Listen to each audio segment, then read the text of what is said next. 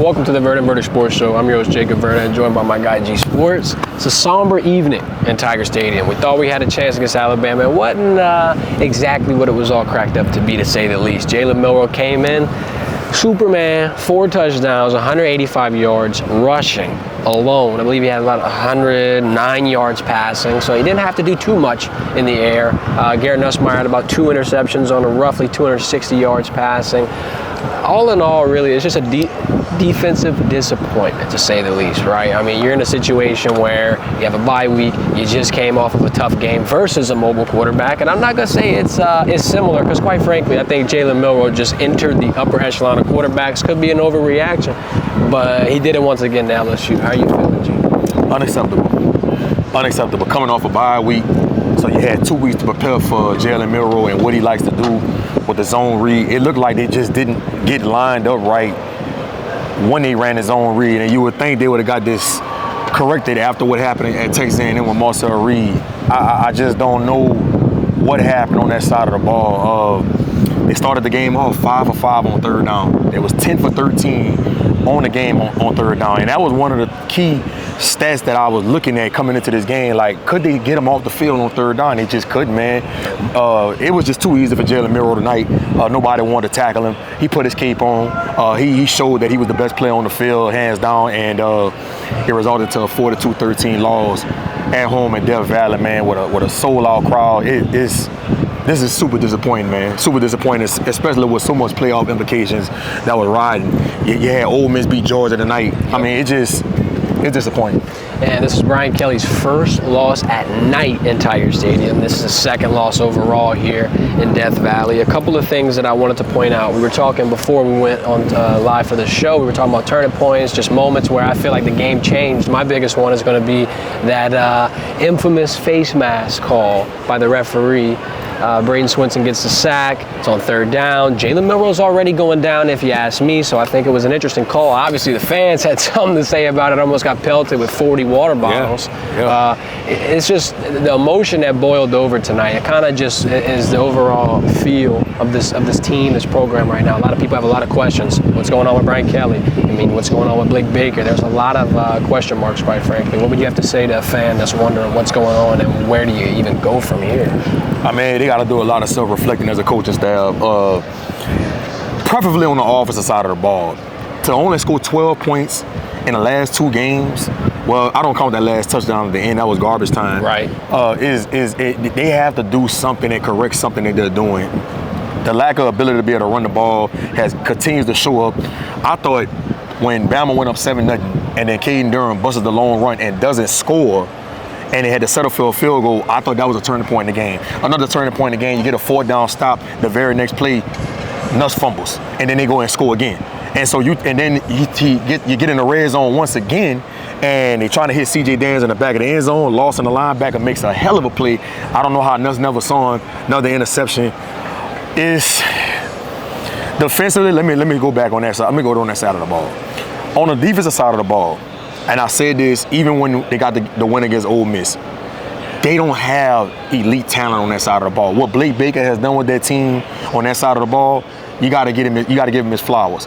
At some point, you had to know that defense was going to start getting exposed. The lack of athleticism and the lack of speed was exposed tonight, and they got to get better on that side of the ball. That's just what it is. And so we could say whatever we want about Blake Baker and how he called the game. I do think Dave was misaligned against that zone read.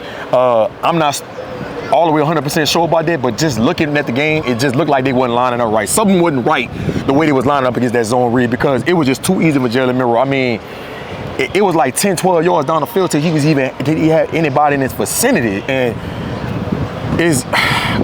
I'm lost for words on what I just saw tonight. I think this got to be one of the worst losses in LSU history when you talk about rivalry games. I think so too, and I think, like, to pair in with that is the implications of it all. Your third loss, you thought you had a pretty good situation. We keep talking about Brian Kelly year 3 and just overall, trajectory that this program seemed to be on. The Ole Miss victory, South Carolina victory even. You thought, okay, maybe we could do something, and now it's crashed to a screeching halt. I feel like the college football playoffs are impossible. I don't know how you make it, especially with a team like Ole Miss. Yeah, they got to hope for a whole bunch of people to lose. They got to hope for some Houdini, some voodoo Literally. to happen for them to have an opportunity to get in the playoff. I don't see it happening. Get ready for the LilCaesars.com bowl. This is another crazy statistic. I'm reading the box score. You got no sacks. You got 1 tackle for loss all night. Simply can't get it done. We were talking about LSU being in the top 10 in sacks over the last couple of weeks. Crazy statistic, and they go out and lay a goose egg tonight on that side of the ball. Jalen Milroe's longest rush, 72 yards. Almost ran the whole damn field. 185 yards on the ground for him. That's over insane. 300 yards rushing as a team for Alabama. Over 6 yards a carry. Unacceptable, man. Unacceptable. That's how you leapfrog yourself into a potential Heisman conversation, I will admit. Jalen Milroe, you impressed me tonight. Hopefully LSU can rebound, go into the swamp, maybe have something to kind of hang your head high for. I don't know. I feel like at this point the season is pretty much wrapped. And I'm going to tell you, man, that's a key thing you bring up. Will Brian Kelly be able to keep that locker room together after a loss like this? Now you're going on the road to Florida, right? You go to Florida in the swamp, and you have a loss there, especially with how Florida's been looking this year with their 4-4. They just got steamrolled by Texas today. Yep. Now he can make himself be on the hot seat if that happens. They got to do a good job of keeping this team motivated and keep this team on the right track and try to keep playing with some pride and keeping them in the right state of mind. So Scott Woodward don't start wondering, should Brian Kelly have an opportunity to keep this thing going season after season after this? I just keep thinking back, pregame, I'm watching all the former NFL players, Jamal Adams, Terrence Marshall, Lenny. Fly J, Lenny. I mean, you had so many people in the building, what you knew it was.